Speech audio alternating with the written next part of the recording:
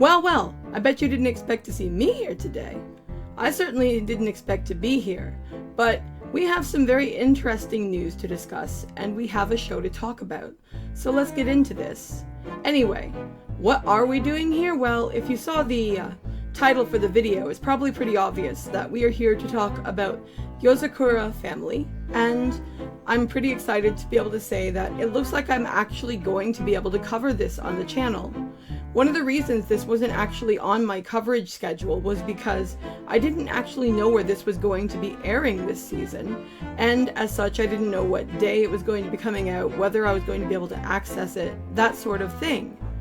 It turns out that this show has been acquired by Disney, and when I found that out a few days ago, I was actually very concerned about the idea that it wasn't going to be coming to Canada because, from what I had researched, this show had been acquired for Disney via Hulu, which we don't get here.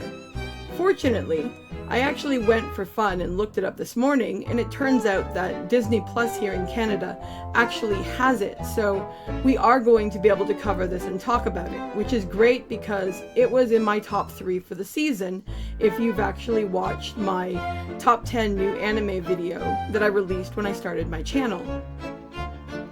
Anyway, thanks very much to the House of Mouse for making sure I could get a hold of this. Also, while I'm saying nice things about you guys, because that's rare, we'll actually also give you praise for how nice your subtitle system works. As somebody who is legally blind and who needs to be able to see things clearly in order to follow subtitled anime, your system is really good. Credit where it's due. Anyway, I'm done talking to the House of Mouse. Let's get back to actually having a discussion about this show. So, just what is it about Mission Yozakura Family that actually has me willing to break up my schedule and mess with it after having it set? Why is it so important? Well, the most outstanding feature of the series, and what I think we're going to be getting from it, is this absolute focus on the importance of family. Varying themes of familial ties seem to echo throughout the entirety of the series. Whether we're talking about the death of Taiyo's parents, whether we are talking about the relationship between Taiyo and Matsumi, and I apologize if I have her name wrong. I will check that and fix it in the next video if I do have it wrong. But anyway, let's move on. The connection between Matsumi and her brother Kiyochiro, and how obsessed that he is over her, how frantic he is to protect her, and how much he might actually be being a total detriment to her life in being the overprotective big brother that he is, making her incapable of actually being able to protect herself or live her own life in a healthy manner.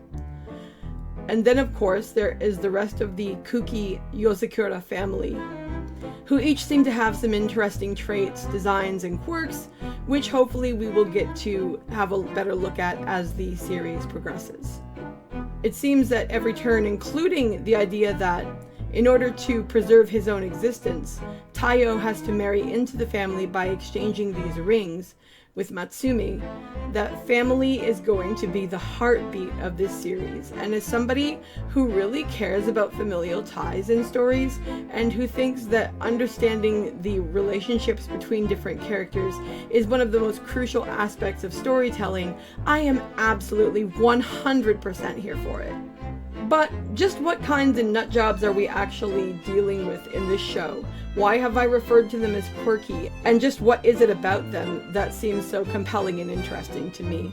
Well, we've got the big brother Kiyochiro, who is absolutely obsessed with his sister, and who has some very interesting abilities as a spy, is like on the cover of spy magazines in their world and stuff like that, who seems incredibly, almost overly competent in everything except for this incident where he failed to protect Matsumi that has made him feel the way he feels and behave the way he behaves. We have the big sister with the pigtails. I think her name starts with an F. I'm terrible with names. We will get better at this as we go. Her design is amazing. Her personality seems interesting. She is the one who tells Matsumi and Taiyo about the rings and the rule and who gives the suggestion. We have the brother who seems like he lives in a garbage can like Oscar the Grouch, which I found kind of hilarious. I don't know whether that's actually his deal or whether something else is going on, but that was my first impression. I believe his name is Shinzo. I thought he was cool with the guns and everything. We have a gamer girl named Shion who seems like she uses explosives inside of like drones or something and controls them via a game. I thought that was pretty neat. I don't remember the name of the character with the garbage pail on their head, but they seem like they're able to actually attack with their arms and like make them get bigger and stuff, like somebody at a Street Fighter or something, and that was pretty awesome. And then we've got some guy, and I think he had a cat tail, and he's able to like change his appearance and stuff. I don't know what or whether Matsumi actually has any kind of special abilities, or whether possibly the situation with what happened to her in the past made it so that she no longer practices whatever capacity she had or has. So we'll have to see how that goes. But it seems like we've got some really interesting characters here. And I hope that as the series goes on that we get to know each of these in more detail, especially with a 27 episode series being given to us. Hopefully that means we'll have enough time to really get to dig into things on a more personal level. On a writing front, I think the thing that has my attention the most is the idea that Taiyo and Kiyochiro are essentially mirrors of each other. As Taiyo gets better idea of what's going on in this story and what's happening to Matsumi, I think that he becomes more and more aware of the idea that Kiyochiro is actually what could happen to Taiyo as time goes forward if he isn't careful about what he does and how he behaves. By the end of the episode, we get this real glimpse from Taiyo's point of view into that idea, and he actually ends up standing up for Matsumi when Kiyochiro is like, okay, I won't kill your friend, but you're never leaving this house again, you're never going anywhere without me, you're never doing anything again. I want to take away everything that could possibly ever be a risk for you. But the problem with that attitude, of course, is the idea that you either live until you die, or you remain dead because you never truly live, and that's no good.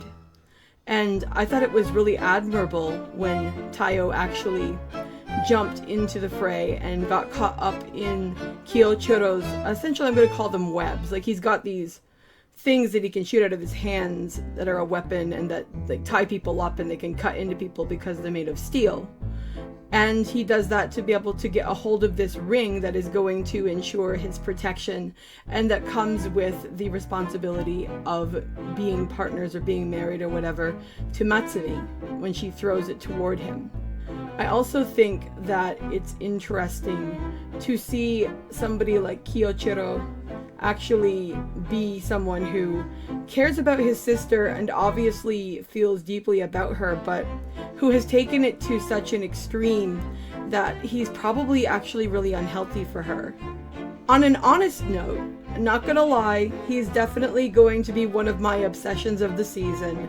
He is the kind of character that I tend to gravitate toward. I like anyone who has a past or a present that can be questionable, that can be examined, that can be taken from different angles, and I definitely see that here, especially given the fact that he is a antagonistic, if not villainous force toward Taiyo, because they both want Matsumi's affection and stuff like that, and also because he's going to be the one training Taiyo, which is going to come with its own issues. I have very few doubts on that. But I wanted to point that out, and yep, you can all think I'm crazy for liking this guy, but it's a me thing. It was gonna happen. He grabbed my interest from the time I saw the trailers, so let's just be honest.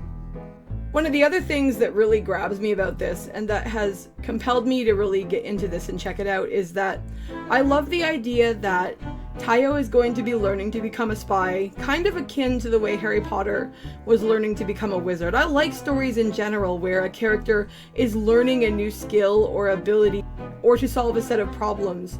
I find that kind of setup really interesting. I was a super academic nerd growing up, so school and learning and training and stuff has always been something that I find very valuable.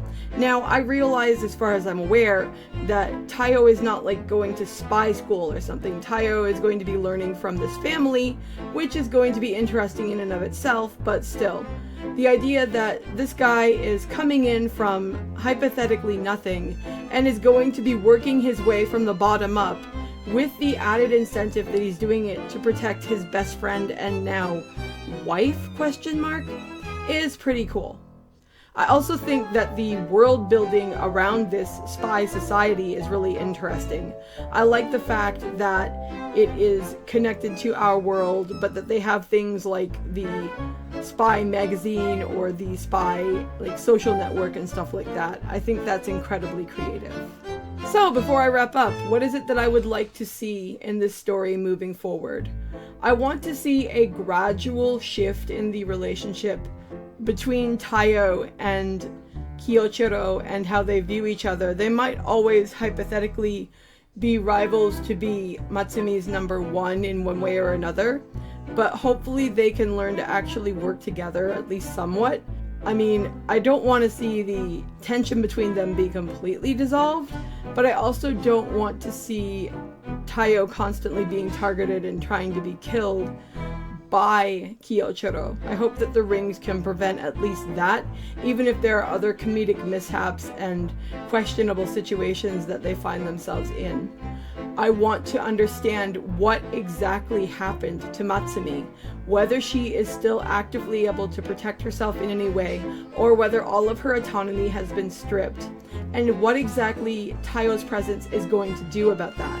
If all he is going to do is become the new Kiyochiro, there's going to be a problem, because that's not healthy. And I hope that what we saw at the end of the first episode shows that he wants to create a different path for her to be able to live her life, even if for whatever reason she isn't actually a spy combatant. I think that's really important. Lastly, I want to get a good glimpse into each of these other siblings. I hope that we'll get episodes where aspects of their personalities and abilities and quirks get brought more into the open, because a big cast like this can either be a blessing or a curse depending on the writers and on how the story is being told.